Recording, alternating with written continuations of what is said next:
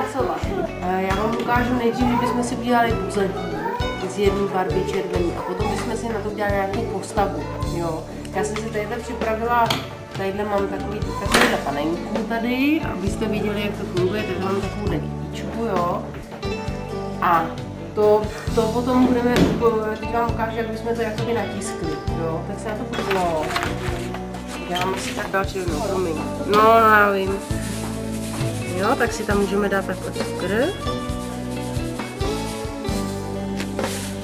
A ten cukr buď si jenom takhle uděláte plochu, ona vám tam udělá takový tečky, anebo i můžete tam třeba si to udělat nějaký větší tvary, jo, protože malý věci tam nejsou vidět.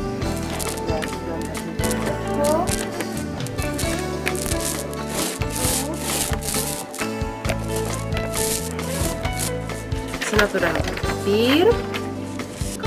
Teď si to vlastně přejedete, protože tam hodně té barvy a uděláte si takovýhle pozadí. Jo, tadyhle už je to vidět víc.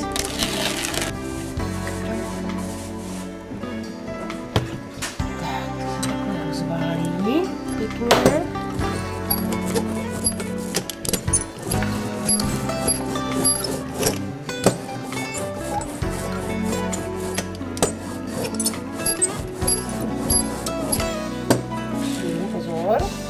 Teď to naválíme na tu panenku takhle.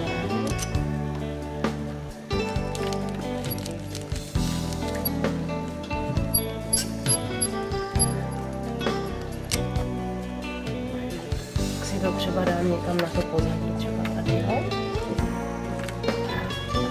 Teď to musím pořádně přitlačit.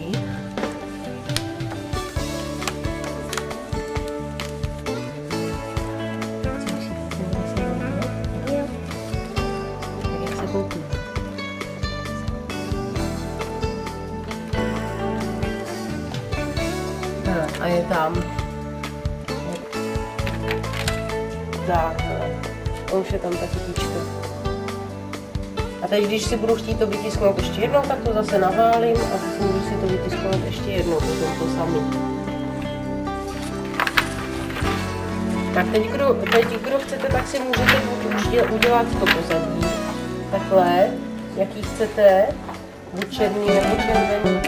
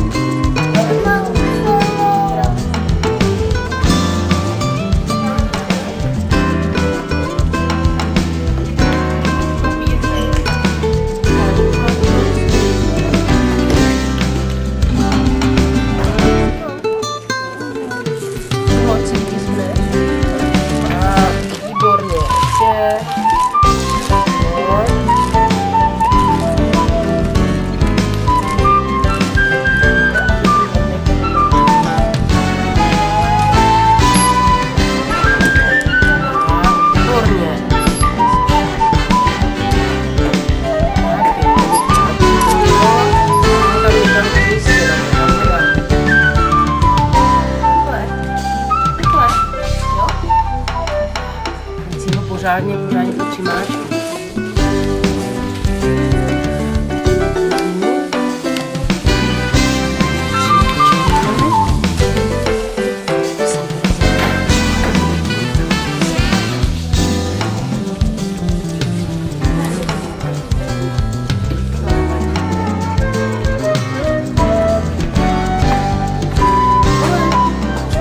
Teda, ten se povede, ten je pěkný. A co? Děláme ještě maminku.